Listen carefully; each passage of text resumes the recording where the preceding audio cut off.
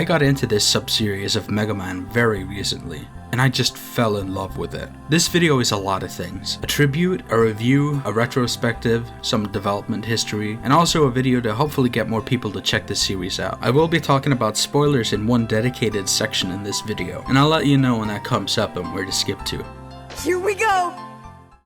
In the mid-90s, as all the 5th generation consoles were releasing, the push towards 3D was taking the world by storm. While 3D had slowly been making its way into video games, this is where it really took off, and most existing franchises wanted to take that leap into the third dimension. Some did amazing, some didn't, and others chose to take their series in new directions. Capcom was firing off with hit game after hit game. While there were a few duds, they were releasing so many classics it was hard to keep up. One franchise that made its mad dash to the new dimension was Rockman, or MegaMan as people know him internationally. For a long time there were rumors of a new 3D Mega Man game. Under the title Mega Man Neo, fans were eagerly reading magazine snippets and waiting for new information. The game was briefly called Mega Man Nova before they changed the name to what we know it as today, MegaMan Legends. Of course in Japan it's known as Rockman Dash. Yoshinori Kawano had been working on games at Capcom. He was well known for his work on Breath of Fire 1 and 2. He would be working alongside Keiji Inafune, one of the original creators of Mega Man. Taking the series to a new direction would be difficult. During a developer interview, Inafune was asked how different it would be. Inafune responded, "Our starting point basically was to leave in the Mega Man flavor, but make something totally different. I wanted to make Mega Man even more anime-like in this game. Previous Mega Man games had very simplistic, uncomplicated stories, but this time I wanted a story that even adults could enjoy, something a little more complex." Yoshinori Kawano is a veteran of the Breath of Fire series, and since we wanted to focus on RPG elements this time, I think players will feel his influence here. Also, Yuji Ishihara, who handled character polygon rendering, worked on Resident Evil, though of course there's no Resident Evil influence here. Kazushi Ito, a character designer, said, "Getting Tron's design right was especially difficult. It was a challenge to create a brand new enemy heroine, one who was both cute and a villain at the same time." Inafune stated that Ishihara, the 3D modeler, was the only one with real 3D experience on the team, and jokingly referred to himself and the rest of the team as 3D amateurs. Makoto Tomosawa is responsible for the music of the game. You might recognize some of his work, as he helped make music for Mega Man 7, Mega Man X, and the original Resident Evil before working on this game, and he's been doing a lot of composing for Capcom ever since. And that's a little bit of the backstory of how we got Mega Man Legends on the original PlayStation. Booting up the game, it begins by a shot of the ocean as an airship is slowly coming into view. The world of Mega Man Legends is mostly covered by ocean. People are living on the little bit of land that remains. They're surviving off of ancient energy sources called refractors, these giant gem-like things that provide power for the world above the sea. The diggers are the people whose job it is to find these refractors. Most diggers spend their time working to find refractors and sell them off to cities and people that need them. But some are motivated by even bigger treasure, something like the Mother Lode, a treasure that's said to have so much power that the world never needs to fear running out of energy. The value of that will be out of this world. Starting up our new game shows us Mega Man Walnut out on a digging expedition. He works alongside Roll Casket, a childhood friend and genius mechanic who can fix almost anything, and Barrel Casket, Roll's grandfather who found Mega Man as a baby. Barrel is a lifelong digger and explorer. Roll and Barrel are out in their ship, the Flutter, while Mega Man is on the dig.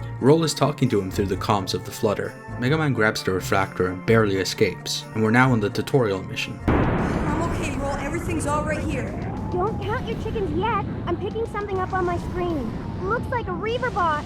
You'd better get out of there. You move with the D-pad and fire with square. Since the DualShock controller wasn't out when this game was in development, L and R make Mega Man strafe while the D-pad makes him turn. I highly recommend going to the options and changing it so that you turn with L and R instead, and strafe with the D-pad. I found it to be so much more manageable this way. It feels decent to move around. It's certainly a bit clunky, but nothing that's too hard to get the hang of. Pressing R2 locks you onto enemies. Honestly, I didn't use the lock on a whole lot since you can't move while you're locked on, and Mega Man does a good enough job tracking enemies with his shots while you're moving around freely. I mostly would just tap the lock on button to quickly target an enemy and then shoot at them normally. As long as you're facing the right direction, Mega Man will hit his targets. The lock on is useful for flying enemies or enemies that stick to the ceiling. So we explore the area, running and jumping around to get out, while picking up all the small refractors that the Reaver bots drop along the way. Sometimes you gotta press switches or use other tools to get through to new places. Eventually we fight a mini boss and get out of there. there. I gotta say, I adore how this game looks. The low poly graphics with the really well done pixel art textures, it holds up shockingly well. The characters are so expressive, and they must have made so many textures for their mouths and eyes. There's no wonder a lot of modern indie games have taken inspiration from the way this game looks. The art style is so charming, and they found such a cool way of playing within the limitations of the hardware. Considering this was a lot of the development team's first 3D game, I'm really stunned by how good this game looks still to this day. Back on the ship, MegaMan and Roll talk about finding the mother lode someday, as well as Roll's parents who mysteriously disappeared some time ago, but they're cut off by Roll's grandpa Barrel. Roll! The number 5 feeder's going crazy!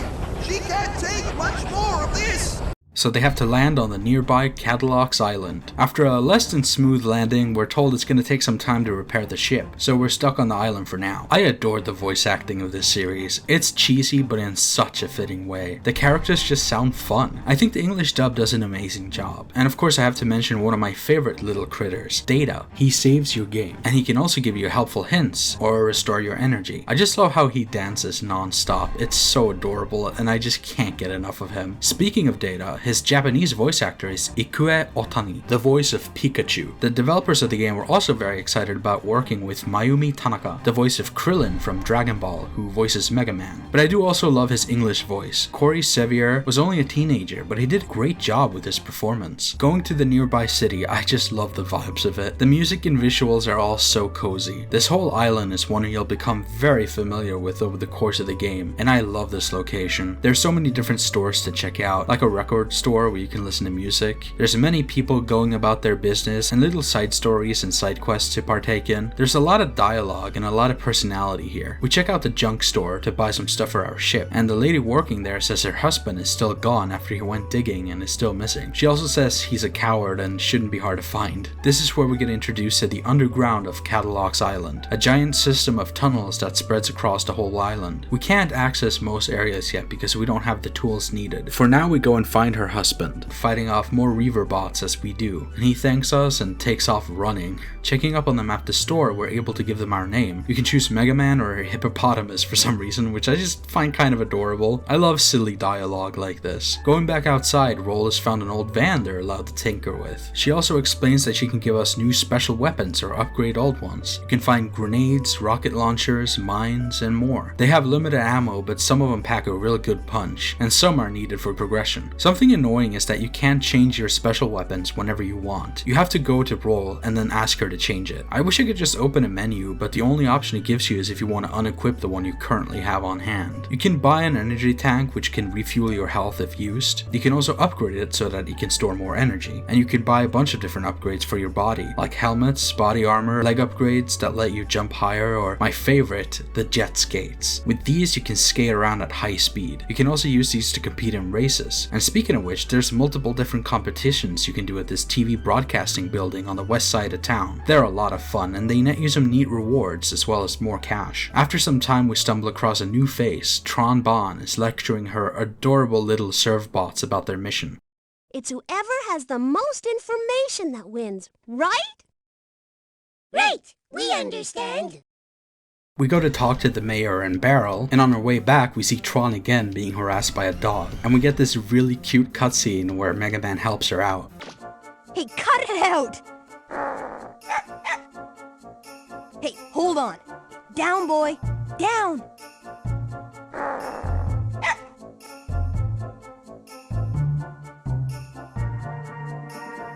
Are you alright?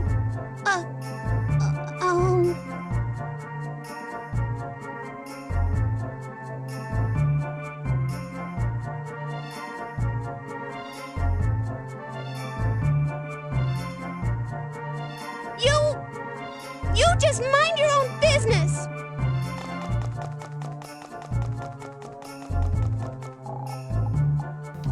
Heading out to talk to Roll, we see the pirates invading town, so we have to stop them. First we fight those adorable serve bots. We're the Bonnes!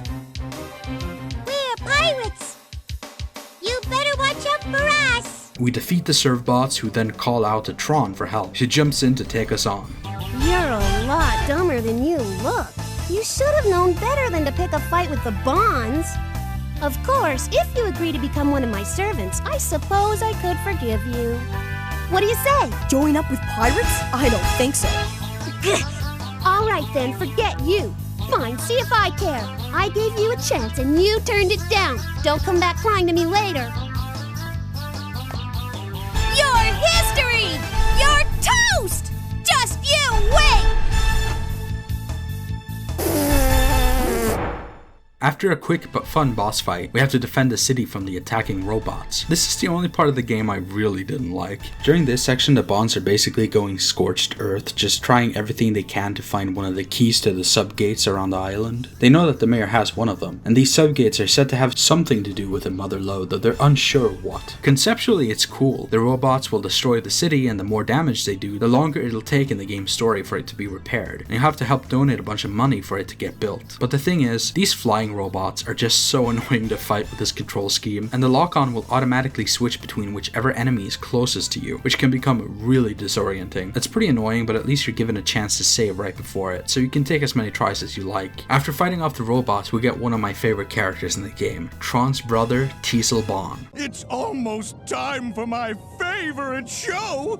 But their offensive was beaten back by an equally mysterious young boy, pictured here on screen. He is delightfully goofy, and this is where the game really begins, as you spend your time finding the different subgates, which are sort of like Zelda dungeons where you explore and uncover secrets of the island while fighting new bosses and helping people along the way. And of course you'll keep running into the Bonne gang as you do. They're such a fun group of antagonists, and I just always love when they show up. I especially love this bit where Teasel tries to dig his way into one of the subgates with his huge machine, and after you beat him, he's just so bummed out. How much does he think it cost to build that in the first place? I'm gonna get him. If it's the last thing I ever do, I'm gonna get him. Master Teasel, are you alright? I love how the Surbots have to drag him onto the platform so they can get away, and one of them is just hugging him, as if he's saying, it's gonna be okay. They might be antagonists, but to me, they are the stars of the show. Tron, Teasel, and the Surbots make this game 10 times better. One weird inclusion is that if you destroy a lot of public property, the color of MegaMan just turns darker, and some villagers can get kinda mad at him. I don't know why this is a feature, it's really funny. In the Japanese version, you can do even more. You can kick cats, you can kick dogs, and you can shoot birds out of the sky. It's fucking crazy. Internationally, you can only attack the dogs that attack you. This game is just a joy to play. Exploring these fun and unique environments is such a pleasure. Also, pro tip, be sure to check anything that looks like a hole in the wall. You often find money, and you'll sometimes find upgrade parts. Speaking of upgrades, you can also upgrade your blaster a lot. They can either boost attack, energy, range, or how rapidly you fire. Finding a good balance is fun, and experimenting with the different combinations to see what gives you the best build is a satisfying little experience. There's so much lore here. A lot of it you can even read in the library, which is neat. And a lot of the characters have fun stuff to say. I just really enjoy vibing in this world, wandering around and doing my own thing. It's really great. There was also a Nintendo 64 port called MegaMan 64, and functionally it's a solid port. The big drawback is the blurry textures. Nintendo 64 games can look fantastic if they're made with the system in mind, but this is an area where it feels like things were cut back a lot. Also, understandably, the voices sound heavily compressed and kind of rough.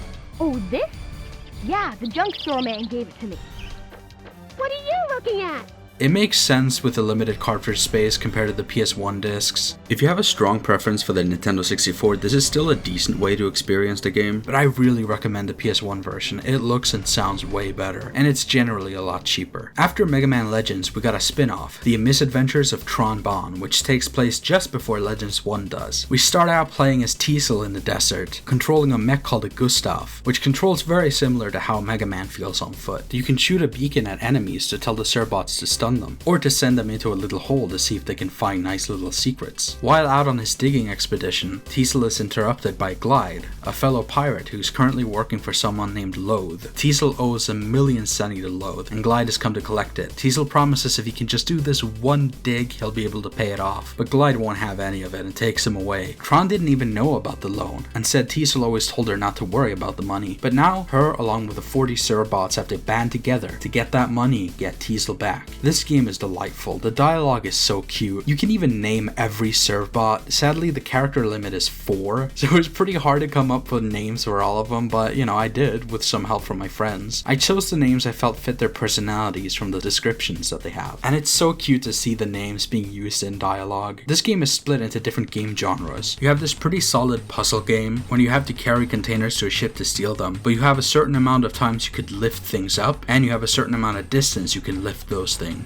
It's fun to figure out the best routes and to see if you're able to get the bonus crates. The game is very forgiving with both letting you go back one turn or start any puzzle from the beginning whenever you want, so you're free to experiment as long as you feel like. Later on, you're also allowed to get servbots to help you out by driving forklifts or controlling cranes, adding some nice variety to the puzzles. Then there's the one where you rob banks, or rather the intention is to rob banks. Wait a minute! This isn't the bank! Oops, sorry. The bank's in the next town over. So you have to begrudgingly rob the animal hospital as well as a bunch of houses nearby. This is where the beacon mechanic comes back in handy, because you can send the servbots inside homes to rob them. The first time you do it, you get this hilarious cutscene of them just going nuts inside a person's home. I love the little MegaMan running animation on the TV, it's so goofy. The servbots really steal the show in this game. They're just such a joy to watch, so much so that I had to buy myself one of these plushies. It even comes with a plate of curry, which is something they really love. You also have this police officer named Denise who becomes your rival throughout these missions, and it's really fun. They have a lot of really cute and funny interactions. You there, in the robot! Come out now with your hands up! Took you long enough to get here. Have a little trouble getting up this morning, did we? Did your mommy have to wake you up? Well, how did you... no, of course not. Another one of the games is a sort of dungeon crawler-like game. Tron is remotely controlling this little flying contraption and using it to guide the servbots along. We meet this kind of clueless guy named Dance who helps out our servbots. Watching the servbots awkwardly interact with people is so great. Hello there, Mr. Digger. It's nice weather we're having, isn't it? Huh? Are you fellas diggers too?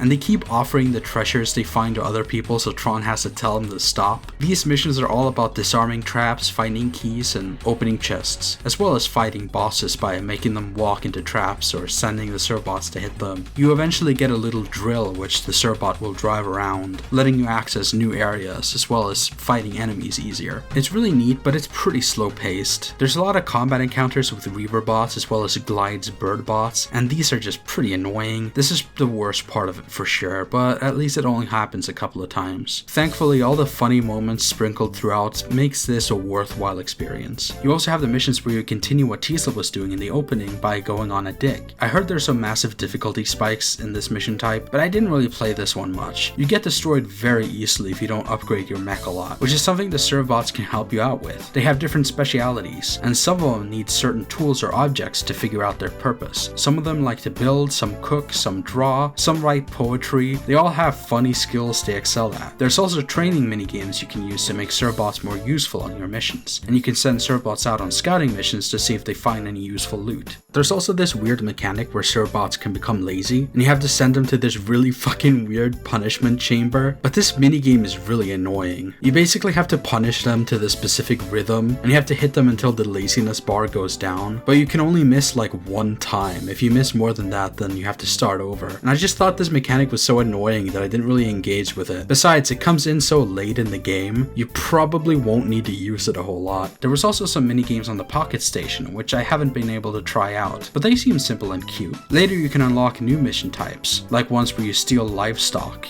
Look, it's a piggy! A piggy!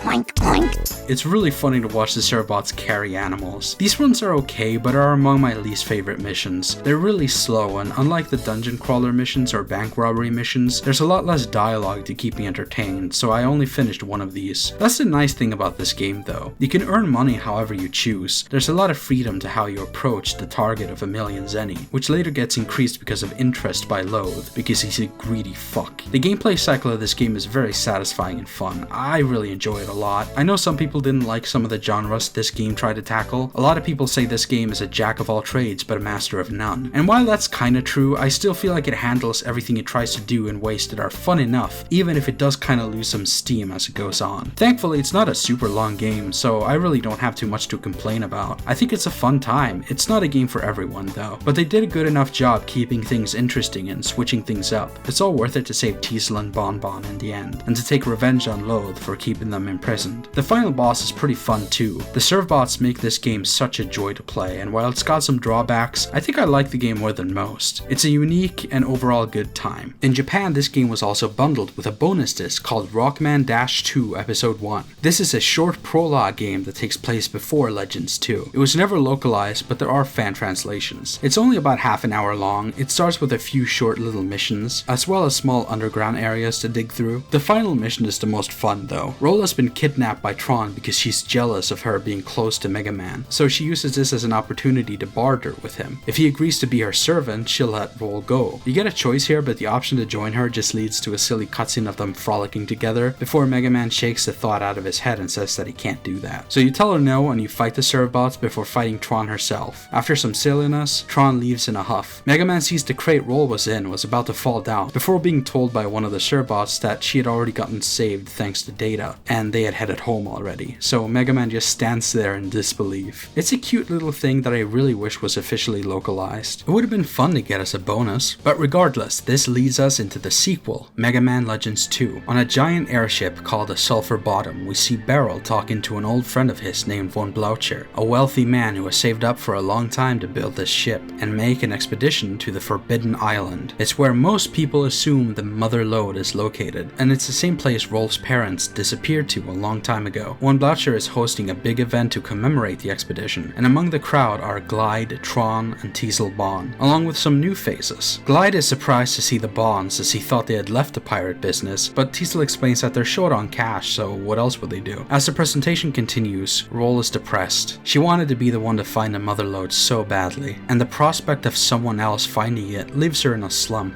But then they spot a familiar face. Someone who looks just like Roll's mother is one of the reporters, and she warns people to stay away from the island unless they want to be in danger before leaving out the window. Then MegaMan and Roll talk together. My mother wouldn't do anything like that, would she? Let's find out. What? Let's just go there and we can find out for ourselves. But... It's the only way to be sure, you know? Oh, I guess you're right. Let's go. And so they begin heading out, or at least try to, but Data's a little bit in the way. Hey, I just thought maybe I could help you relax. After a cute conversation with Roll, they tell Data to prepare some food, and he kind of fucks up the whole thing. So you have to take a fire extinguisher to put it out.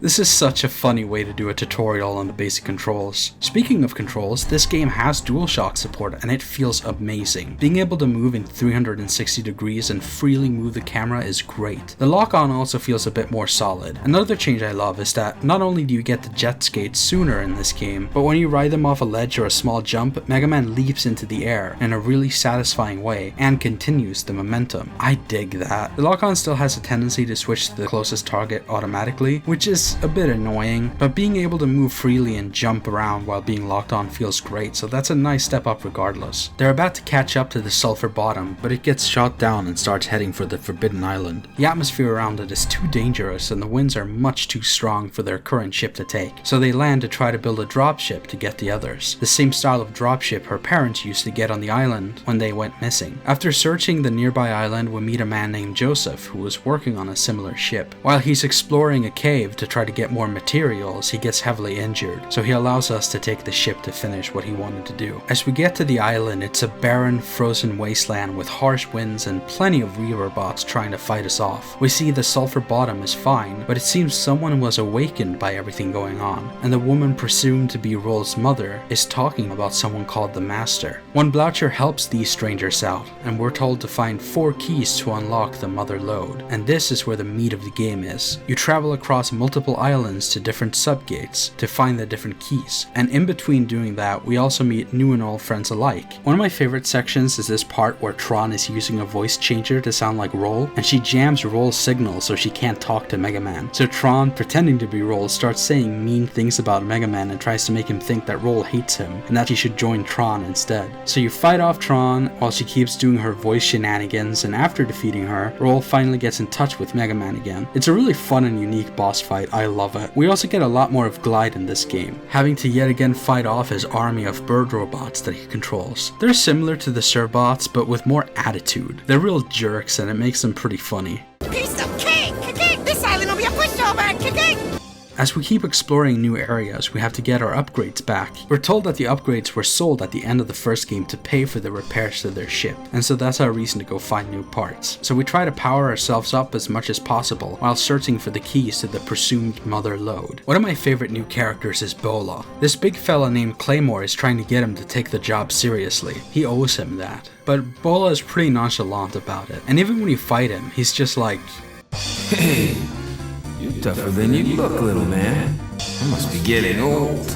He's pretty fun. I really didn't care for how many flying enemies you gotta fight. One bad example of this is when you're on Nino Island. They're getting assaulted by Glide and his bird bots. There's so many flying enemies to fight. This mission felt like it just went on and I got really tired of it. It's really annoying to shoot these flying guys because the shots take a while to reach where you're aiming at, and that means that if you're using the lock-on, the shots will always fall behind the enemy a little bit, unless they're flying towards you. I gotta give some more credit to the subgates in this game. They're a lot more varied in terms of what you do, and they've really focused on expanding these to make them feel like a bigger deal to tackle. I really enjoyed these a lot, honestly, and there's more interesting story-related stuff happening while you're inside of them. I think they did a great job expanding on the idea of what a subgate can be and what kind of challenges you can find inside. I really enjoy this sequel a lot. I think the gameplay takes a nice step up, and it gives us a lot of answers to questions set up by the first game, which is really satisfying. I do feel like there's a lot more busy work this time around. I don't think it's as well paced as the first one was. Also, since we don't have one big island to explore, but instead several smaller ones, it's a little harder to feel that same attachment to the world this time around. But it is thanks to that we get a lot of different environments and they get to experiment a bit more. It's hard to say if this game is better than the first or not. They're pretty even in my mind, but I do prefer the coziness and pacing of the first game overall. Regardless, they're both great games. So far, I've mostly just talked about stuff that happens in the first half or third of the games, but here's where my big spoiler warning comes in. Skip to this part if you don't want to hear me ramble about how these games end and what I think of it. So to start this section off, we gotta go back to the ending of MegaMan Legends 1. The main gate has been opened, and MegaMan ventures inside. He's told he needs 3 keys, which he finds in these weird, dark, elevator-esque things that have appeared around town. This is a really cool way to show how connected the whole island is to this old technology. All these ancient systems and computers are still doing something below ground, serving some kind of purpose. After obtaining the keys and walking into the newly unlocked room, we see a machine being awakened. Was it you who awoke me? It is somewhat earlier than I had planned, but no matter. Thank you for awakening me. Have we met before? Oh, please forgive me.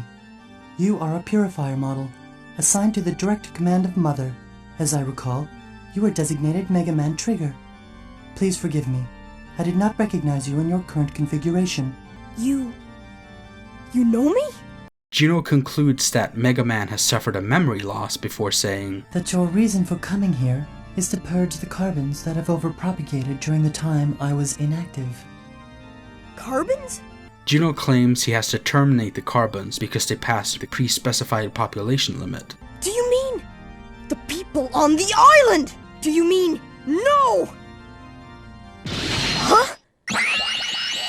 Juno leaves, which is when we see the Bonnes are watching. Tron and Teasel don't feel confident in taking on Juno on their own, so Tron suggests freeing MegaMan. I don't like it, but I can't think of anything better, so... And after a quick chat, MegaMan goes onwards to stop Juno, having a little talk with Data on the way, and we get our climactic battle. This fight is pretty fun, took me a few tries but I liked it. He's got a few different patterns he cycles through, but once you figure them out it's not too difficult. Juno then assumes a larger form to beat us. In this form he dashes towards us and fires these giant fireballs. I'm not sure if others feel this way, but I found this phase to be a lot easier than the first. It does look cool though, and it feels pretty satisfying as a final boss. We take him down and his torso lays there, explaining that MegaMan can't stop the process as Juno has kept us busy for long enough and all the life will soon be destroyed. But then... Execution of Catalog's reinitialization program will commence in 100 seconds. What should I do? Interrupt command. Priority command rerouted to Purifier First Class MegaMan Trigger. Under suspicion of malfunction, Bureaucratic Model 3rd Class Juno has been deactivated by MegaMan Trigger as per Ordinance 103. Data explains that MegaMan created him a long time ago to store his memories and keep them protected. Data? There's nothing to worry about anymore, MegaMan. Everything should return to normal shortly. MegaMan! Blasted contraption! It's always breaking down at the worst time! We meet up with the gang on the surface. The mayor thanks us, and we take one last trip around Catalog's Island to say our goodbyes before heading off. I love this ending. It sets up a lot of mysteries while answering only a few questions. I really like Juno's calm demeanor. To him, erasing all the life on the island is just a job that needs doing. He seems happy and content even as he lays on the ground in defeat. His appearance was brief but left an impact. Now we move back to MegaMan Legends 2. After finding the keys, which we assume are to open the mother lode, we return to the sulfur bottom. While talking about what to do next, Sarah and Geets, the two people we saw on the Forbidden Island and who were allowed to stay on the ship, have finished preparations to take control of it. When Bloucher explains that he trusts anyone unless they give him a reason not to, but it's quickly proven why that wasn't a good idea here. The ship shakes violently. MegaMan wakes up next to the person who looks like Roll's mother, Matilda, and she's holding someone. She tells us not to worry before we hear Geets speaking to her. Mistress Yuna, what are you doing? My, you recognize me as Yuna?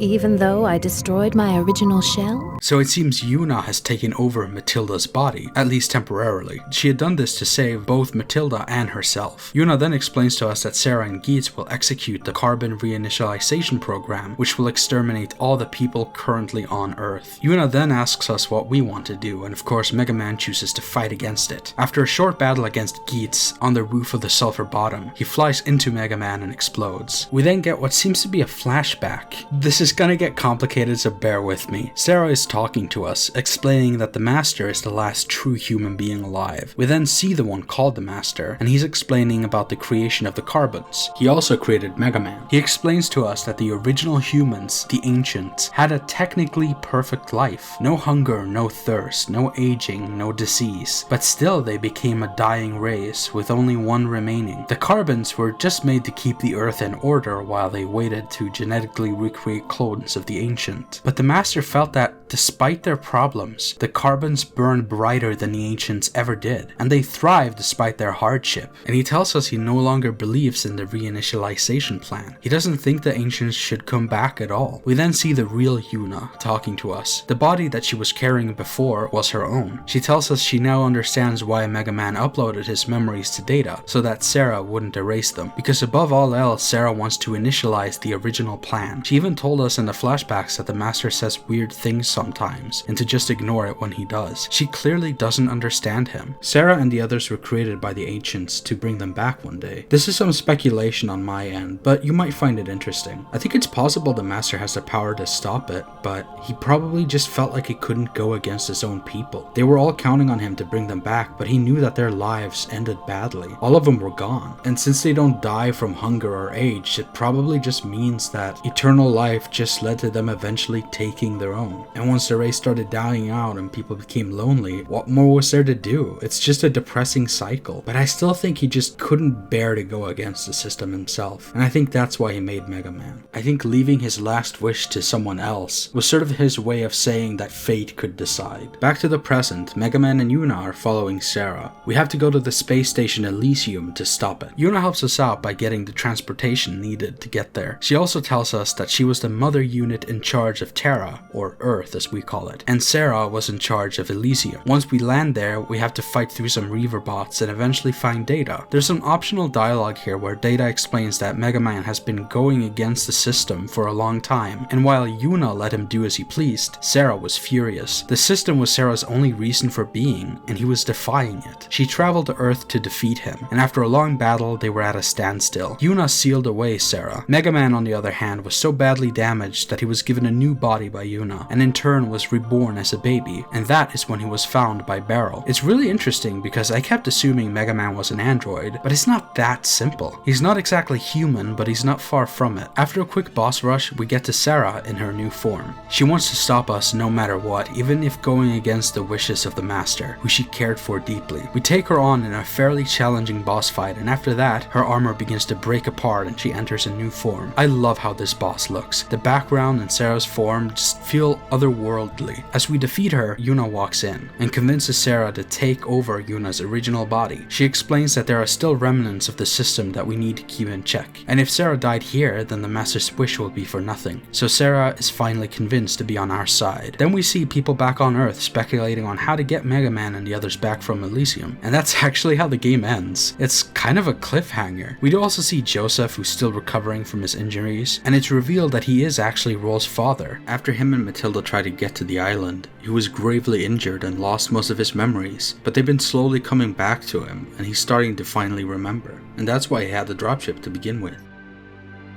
I think it's a solid story. I like a lot of the ideas, but I won't lie, it's pretty hard to follow on the first playthrough. At least it was for me. It's not as hard to understand as something like Metal Gear Solid, but still. Anyways, there's some fun ideas here, and I really like how these revelations slowly contextualize the world we've spent all this time exploring. All the underground systems and Reaver bots, we know so much more about what it all meant. And the emotional beats are pretty solid, but the characters is what makes this series something really special to me. After Legends 2, there was a several-year-long gap before we'd see anything new, and of all things it was in the form of mobile games. Nothing super substantial to the lore or plot or anything, but these Japan-only games were pretty cool. They tried to replicate the look of the original games and didn't do too bad of a job. There's a video by the Game Stand which covers all of these. If you want to see them in more detail, I've linked the video below. But there was also something else released in 1999, a few months before MegaMan Legends 2. Capcom officially published a game made by Taiwanese companies Strawberry Software Inc. and New Skill CNC Corp. It was called Rockman Dash Adventure to Save the Planet. This game has pretty much nothing to do with the actual lore of MegaMan Legends, and it sees MegaMan and Data flying around in a spaceship of all things, and these cutscenes are fucking crazy. If you're wondering what the game itself looks like, well, for a PC game in 1999, it's pretty rough, both in looks and performance. There's a couple of different minigames to complete and plenty of cutscenes featuring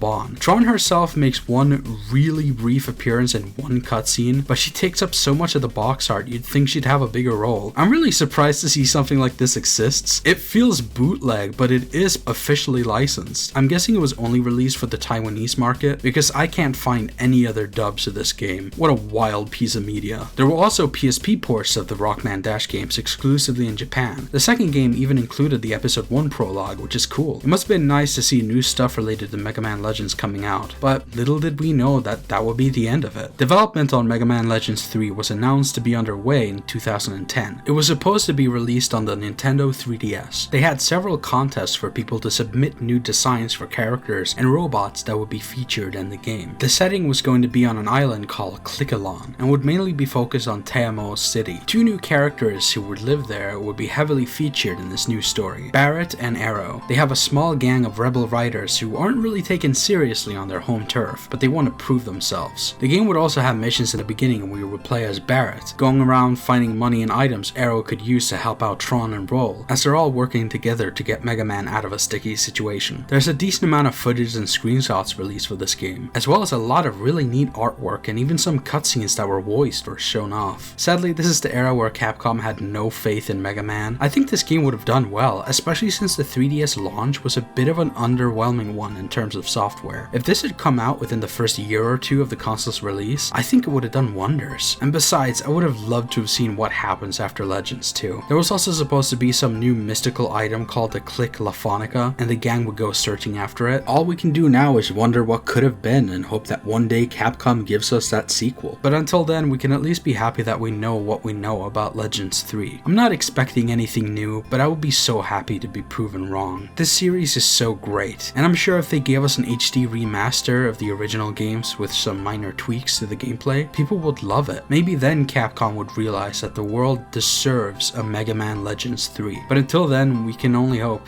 and keep enjoying the games that we did at least get. A lot of my research came from Smuplations, Legends Station, and the Cutting Room Floor. I've linked my resources below, and I wouldn't have been able to make this video nearly as interesting if it wasn't for all their work. So please check them out. That's all for now. Thanks for watching. Finally, I can stop doing that stupid voice.